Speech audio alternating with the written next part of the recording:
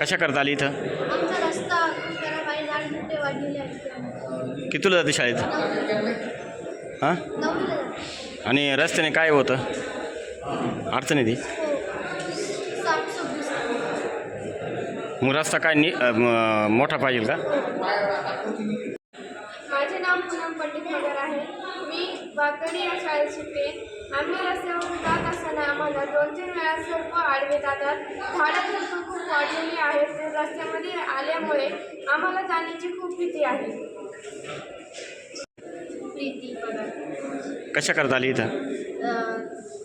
रस्त्याबद्दल आली. रस्त्याचं काय? झाडं झुडपं खूप वाढलेली, येण्या जाण्यास रस्ता दिसत नाही. कितीला जाते शाळेत? 8वीला. काय नाव?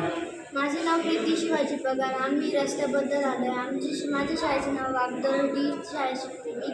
आमच्या रस्त्यात 2-3 वेळा सर्प दिसतात दिवसातून. आमच्या रस्त्यावर किती जास्तीत जास्त झाडे वाढलेली आहेत, तर ती झाडे कापून देण्यासाठी आम्ही इथे आलो. काय सांगाल या ठिकाणी आज शाळेचे विद्यार्थी घेऊन आले तुम्ही, काय कारण असतो? ही आमची दुर्दैवीची बाब आहे वागदर्डी गावच्या ग्रामपंचायतीची आणि आमची, का आमच्या आज विद्यार्थी शाळेत शिकण्याच्या ऐवजी तहसीलमध्ये हजर करावं लागले. ज्या लेकरांना लेखणी घेऊन हे करायचं ते कायद्याच्या कलमाच्या हेतून इथं आले.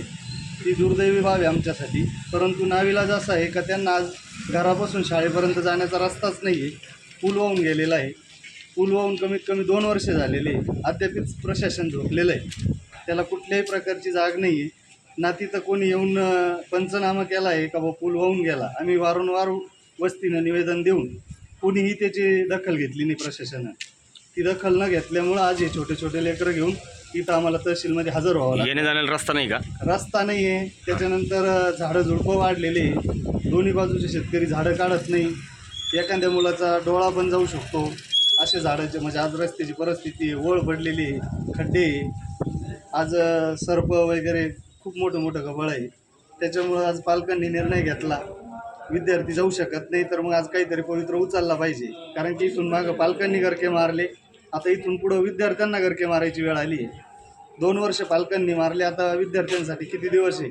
आता तहसीलदार साहेबांनी सांगितलं आहे का 7 दिवसाच्या आता आम्ही काहीतरी पवित्र उचलतो आणि तुम्हाला रस्त्याचं काम करून देतो. मग बघू, जर 7 दिवसात झालं तर ठीक आहे, नाहीतर मग इथं आम्ही उपोषणाची किंवा आंदोलनाची काहीतरी योग्य भूमिका घेऊन जोपर्यंत न्याय मिळत नाही तोपर्यंत आम्ही इथं हलण्याची भूमिका बदलणार नाही.